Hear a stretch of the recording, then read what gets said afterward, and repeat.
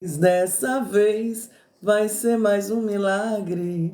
Eu não sei o que Deus irá fazer, mas eu sei, vai ser perfeito. Oh, glória a Deus, eu sei que vai ser perfeito.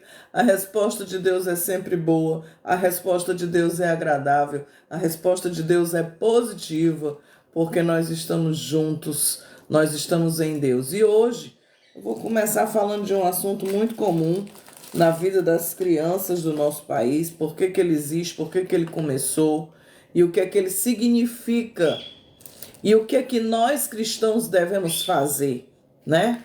Bom dia, Stephanie, bom dia, Jorge, bom dia, Maria das Graças, bom dia, Joelma, bom dia, Terezinha, bom dia você que está entrando aí com a gente. Fica um pouquinho para ouvir sobre o Halloween hoje. A pastora vai falar sobre o Halloween, eu quero falar com você sobre o significado e por que que tanta gente se envolve nessa festa, que tem um significado de morte, de tristeza, de celebrar a morte. E aí a gente vê o quanto que a situação está invertida nas nossas mentes, vira festa um assunto triste e a vida vira derrota, vira tudo de cabeça para baixo, e isso não é legal. E aí nessa manhã eu quero falar um pouquinho sobre o significado da palavra Halloween. A importância dessa festa surgiu, é uma festa pagã, tá? E é tão grande que o termo Halloween originou-se na comemoração católica que existia na véspera do Dia de Todos os Santos, tá? Vai ter um feriado aí que é o Dia de Todos os Santos. Sendo assim, o Halloween é uma contração na língua inglesa de Hal Alois Eve. Ela associa a associação direta, que pode ser com o termo que passou a ser usado na Escócia, Halloweens.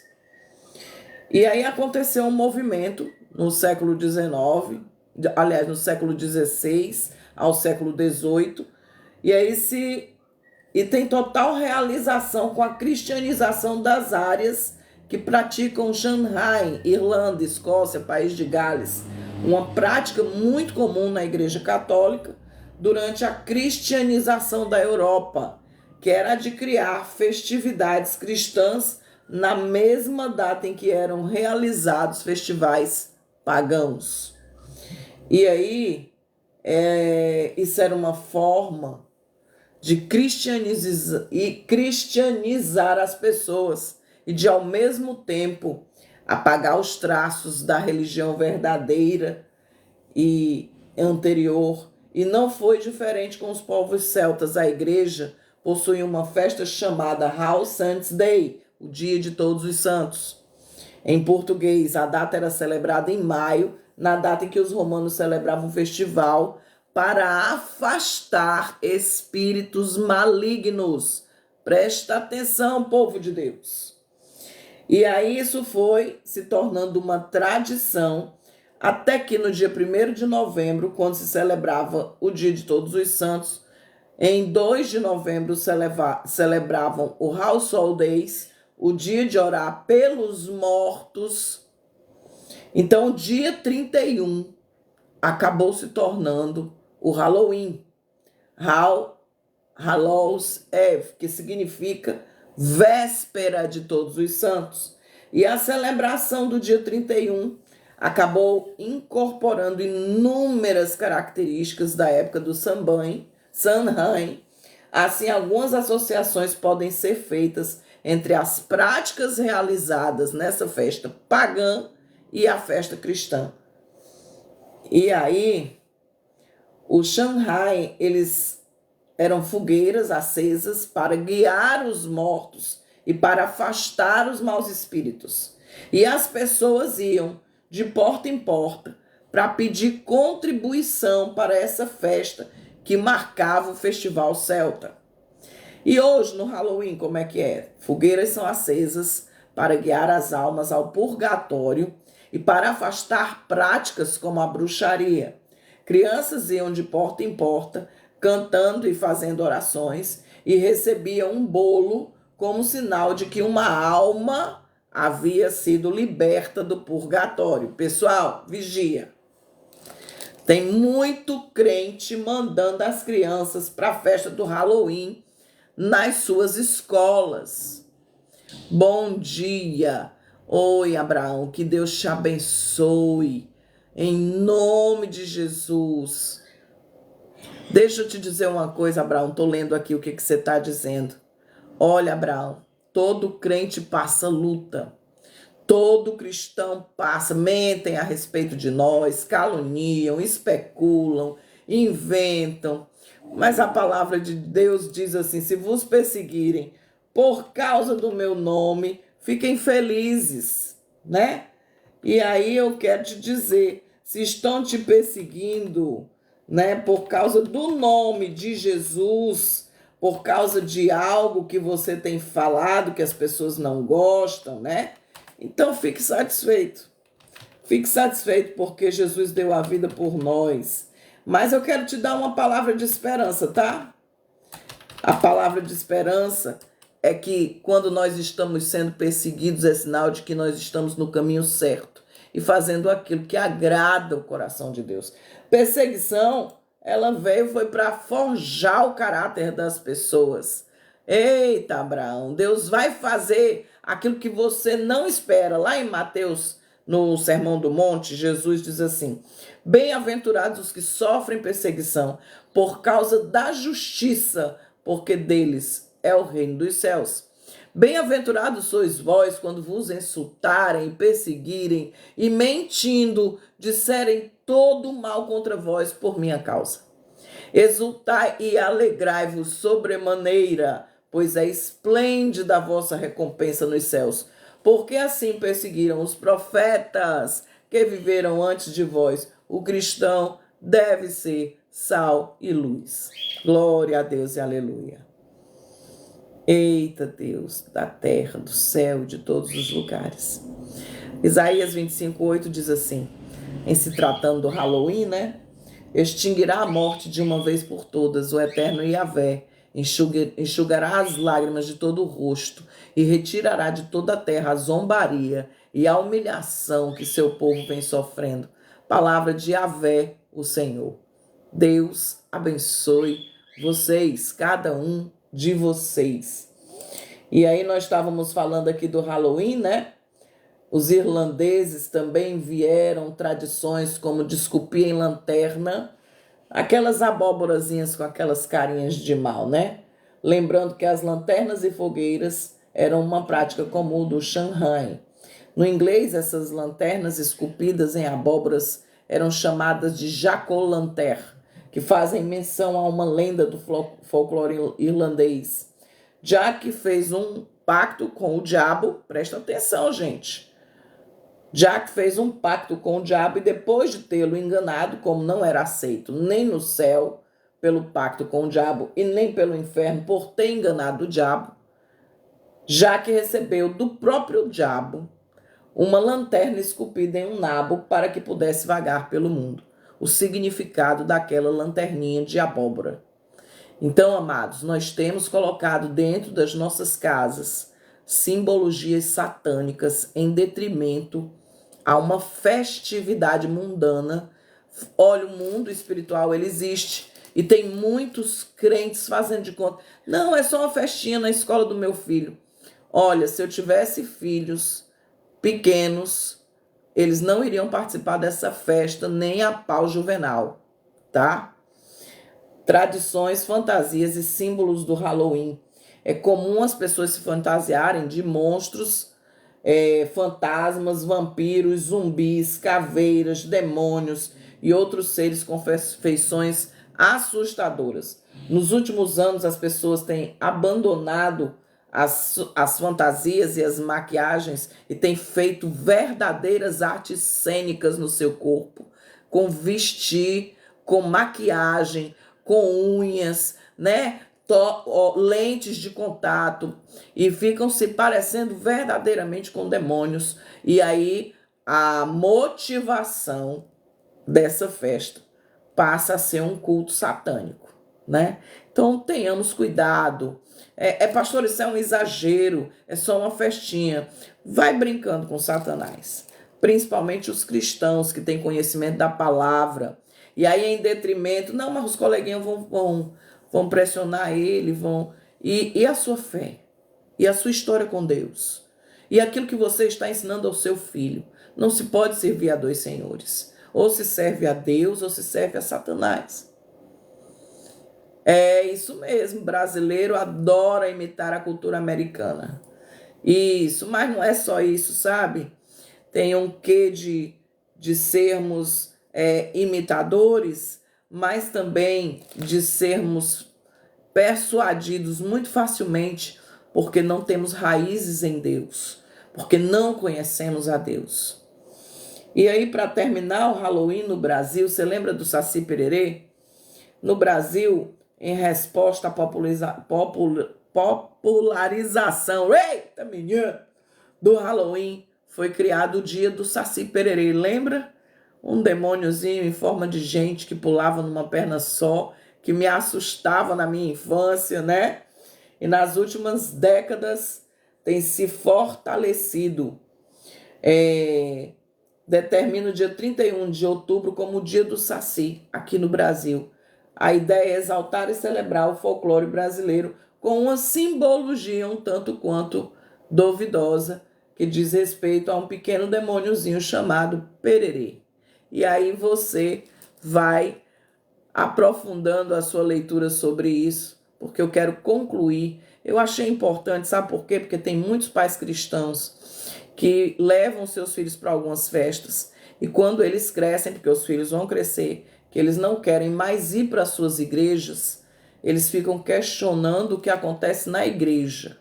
O pastor não prega, não tem salinha, não tem ensinamento. E o que é que você tem feito na sua casa para que o seu filho seja um servo de Deus? Você tem permitido coisas e tem feito coisas que têm afastado as crianças do reino de Deus. Muita gente que acha bonito as crianças dizendo palavrão, nome feio, rebolando quando não é tempo de rebolar, com dancinhas exóticas quando não é tempo de fazer dancinha. E aí as crianças vão crescendo longe de Deus e praticando coisas que afastam elas completamente de Deus. E aí nós queremos uma geração conhecedora do amor de Deus. Nós queremos uma geração que ajuda em casa. Nós queremos uma geração que faz as coisas acontecerem. Então nós temos que repensar o nosso cristianismo. Quando nós estamos tornando as coisas normais demais em nossa volta, para que nós não sejamos rejeitados, nós já fomos rejeitados pelo mundo.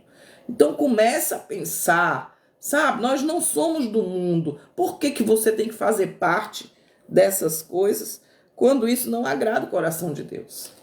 E o tema de hoje era a resposta de Deus. Mas eu achei tão importante falar disso, que Deus tem dado resposta a nós, inclusive para nós não praticarmos essas coisas, que Ele abomina.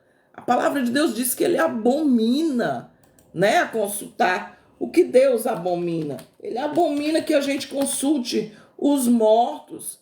Ele abomina que a gente coloque uma pessoa contra outra. Ele abomina o pecado. A idolatria é chamada de abominação. A idolatria é comparada com o adultério porque a pessoa trai o Deus verdadeiro para adorar deuses falsos. Está aí o Halloween como prova disso.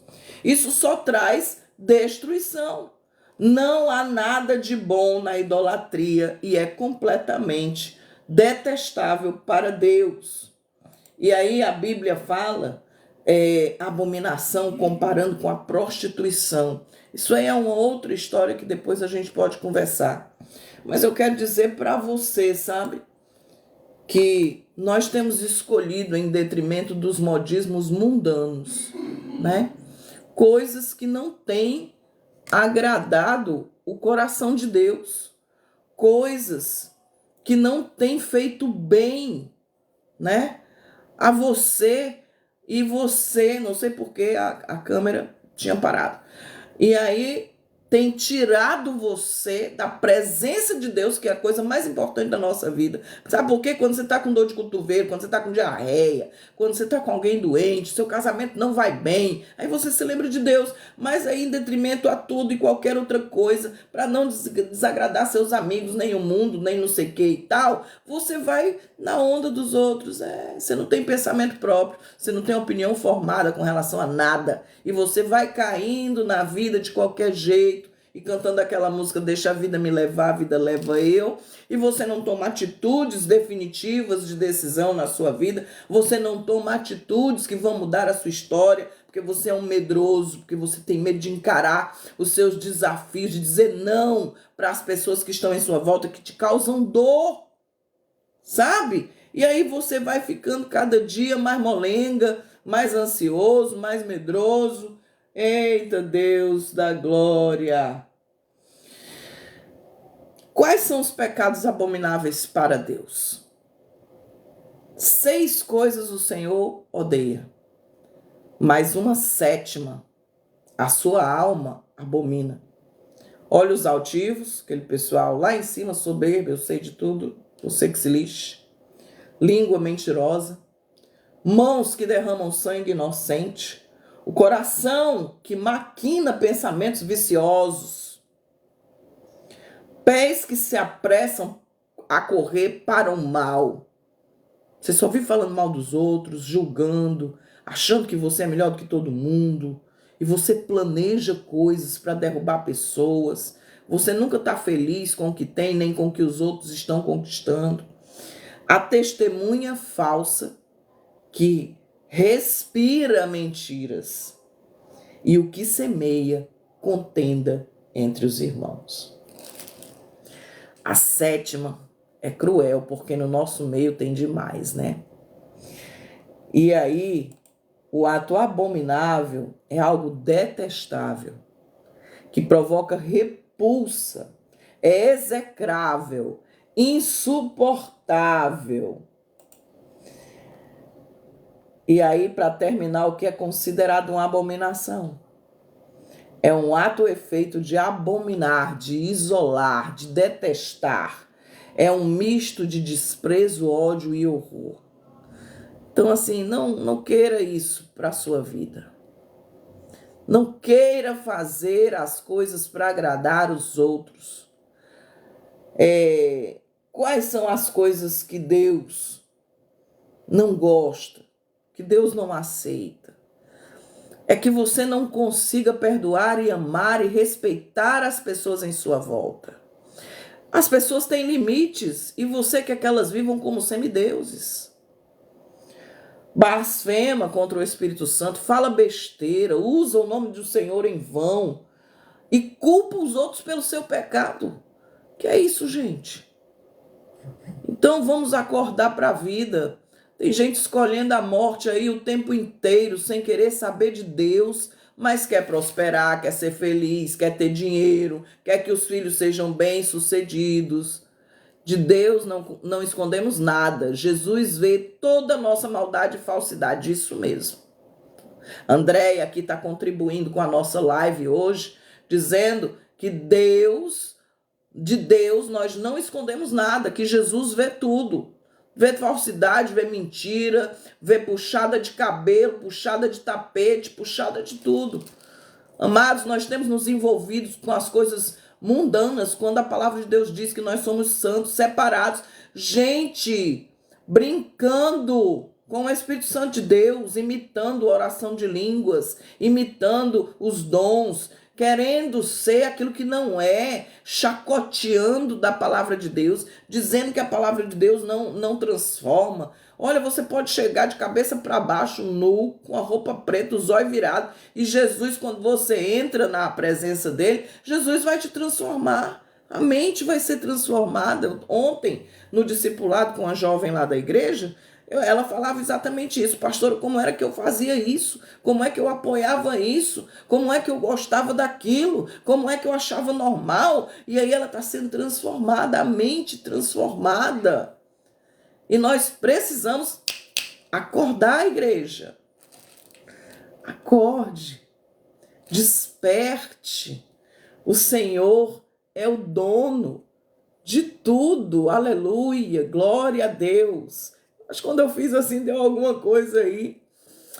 Ele é o Senhor de todas as coisas, dono da vida. Pare para meditar nisso. Esse feriado, faça valer a vida. Faça valer a vida. Acredite naquilo que Deus tem para você em nome de Jesus. E faça valer a pena a vida. Glória a Deus. Que o Senhor te abençoe, te dê um dia de paz, em nome de Jesus.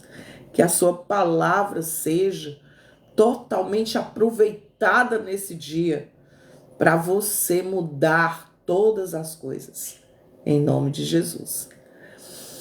Paz do Senhor, pastor Ricardo, que Deus te abençoe, em nome de Jesus. Quero deixar para você essa palavra de conforto, de consolo, de vida, de transformação, para que você viva o inesperado de Deus, em nome de Jesus. Amém. Deus te abençoe. Muda a tua história. Força. Amém.